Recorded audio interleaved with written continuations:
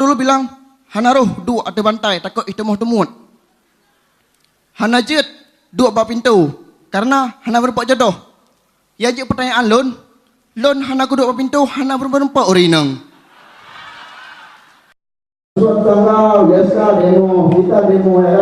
Kita ini kan Aceh, mestinya demonya fungsinya, terpena. Kalau saya demo di Jawa sana demonya pakai apa bakar ban, kalau kita pakai selanjutan.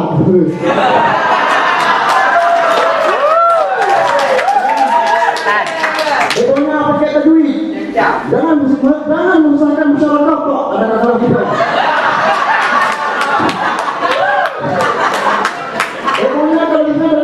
Demo kan kalau biasanya demo pagi sama siang, kalau kita demo menjelang azan subuh. Iya. Tapi semua salah berjamaah. Ayo.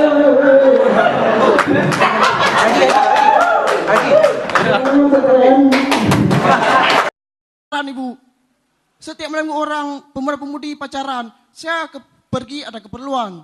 Jadi karena terhambat oleh orang-orang itu, jadi ibu kalau tolonglah bicarakan kepada aparat, tolong orang-orang pacaran disergap saja, ya bu ya.